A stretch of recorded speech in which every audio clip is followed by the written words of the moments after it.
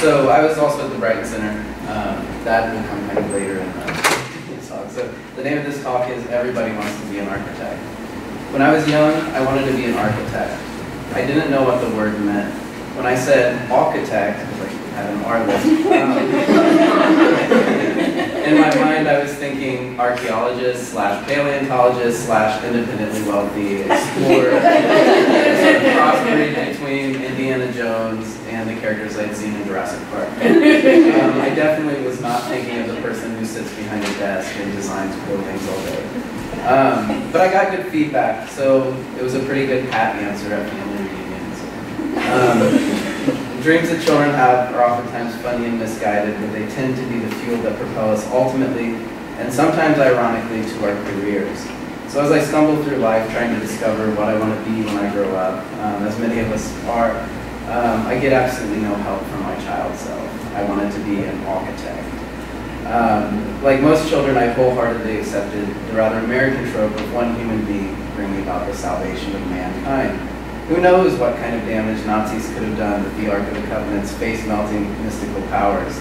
We have one man to thank for our continuation as a species, and I, like any rational human being, wanted to be that man. This presentation of learning is a reflection on how my vision of where I fit into the picture of saving the world and being a social justice ubermensch has shifted dramatically as a result of my experiences in public allies. I take this, however, as a gain.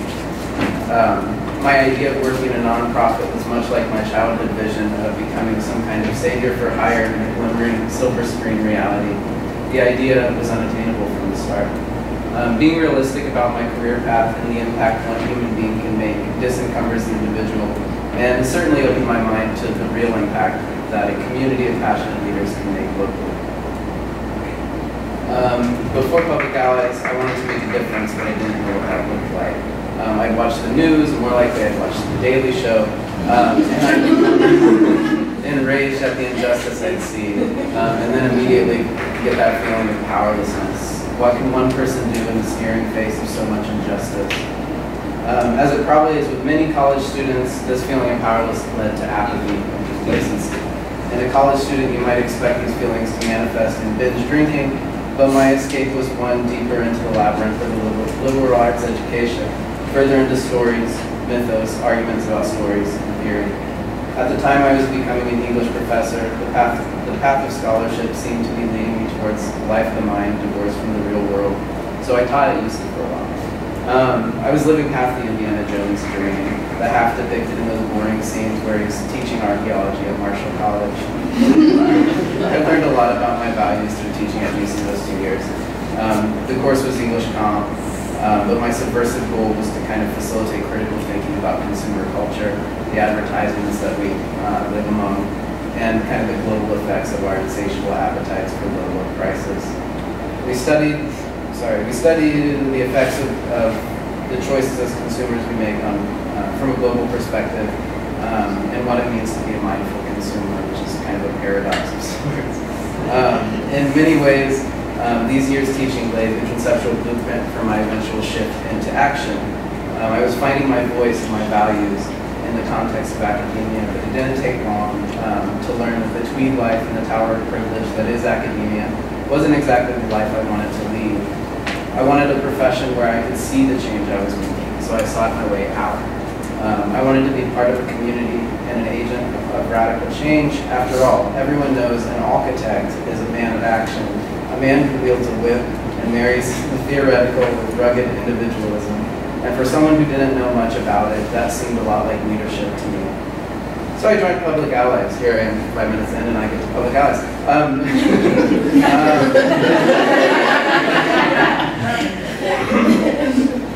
So entering the program, I didn't know much about the impact that one person can make. I knew that I wanted to do something heroic, something romantic, to serve my community, but there were gaps in my understanding of what I could do. It's easy to get overwhelmed when you know what you want, when you know the endpoint, but you don't know the steps to get you there. At Brighton Center, where I did my placement, they performed a community assessment and found that a big barrier to families achieving its hopes and dreams was not knowing where to start. Before Public Allies, I found that this was becoming a barrier in my own life. The uncertainty of wanting to help, but not having a realistic conception of the steps I needed to take to get to the position I wanted to be in, where I was making a difference. I didn't know the possibilities of a career path in nonprofit, nor did I know what a position would actually be like day to day. Through the actual job experiences at Brighton, where I connected adult students at CET, where Travis worked, to resources and public benefits, as well as through useful public allies trainings, grant writing, program development, smart goals, social enterprises, etc. That equipped me with a clear understanding of the types of work that go into running a nonprofit.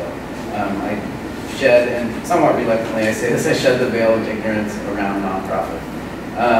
Public Allies has provided me the conceptual framework for understanding the work in nonprofit. I hope one day to create programs of my own, and now I have a strong idea of where I'd start. Community assessments, thinking about the assets within the community rather than deficits, developing a logic model, writing grants, and so on. Additionally, I now have practical skills that I'll need to work towards my goals in this field. This is all great stuff to know, but there was something missing. This sort of individual empowerment through education was what I was used to. It wasn't until our team service project that my notions of leadership and collaboration were really challenged. Though my dreams of being Indiana Jones seemed simply to be the fancy of a child, I still found myself as a young adult viewing my life and the impact I can make through that lens. Indy flies solo. Superman doesn't need sidekicks. He lives in a place called the Fortress of Solitude, for God's sake. The heroes of my childhood affect positive change, but they do it alone and they do it isolated from the communities in which they serve. And by and large, though I was growing as an individual, I still thought of leadership as something that one person does. TSP. When I was in high school and college, we were forced to do group projects. I'd always cringe when I heard group project coming out of the teacher's mouth.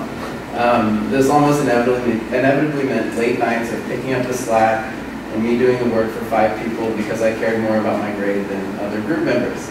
I'm sure many among us can relate to this situation, and if you can't relate, it's probably because you provided the slack.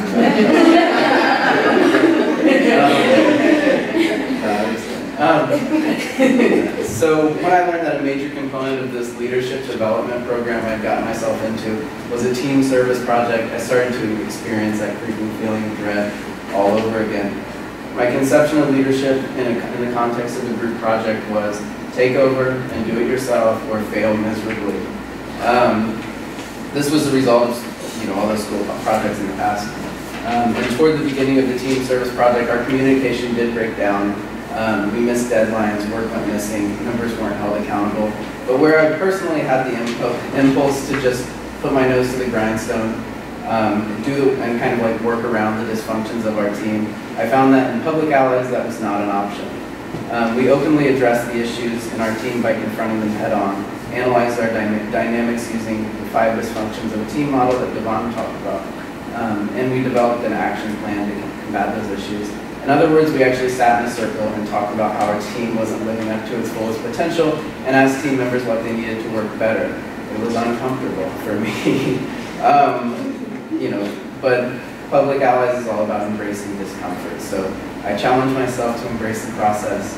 And our team still experienced snags. You're not going to get a perfect flow, but we established a basis of trust, and understanding that kind of got us through some of the issues we were facing. Our results were better than I could have imagined. They could be at the beginning of the process. We reached out to many youth venues, put on a highly attended spoken word showcase featuring youth in our community, and developed a 9-week spoken word curriculum, which is now being used in the Voices of Freedom workshop at Elements.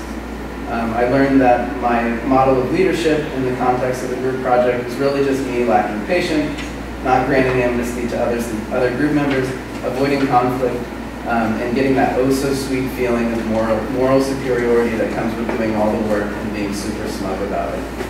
But now I have a model for addressing issues and working collaboratively. And it's only upon reflection.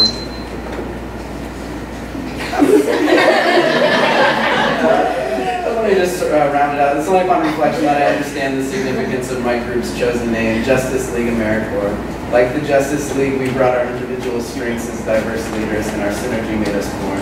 than what we all were as individuals. Sorry.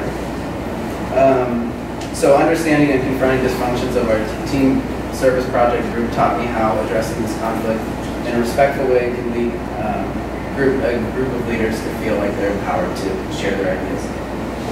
Is my dream of becoming an architect, my childhood fantasy of acting heroically and saving the world dead? Not really. I still kind of have that fantasy and going on, but I now know that if I want to make a change in my community, the first step should be to have conversation with stakeholders. Ideas shouldn't trickle down from professionals, but should come out of collaboration. Once the course is set, I'll assemble the Justice League once more.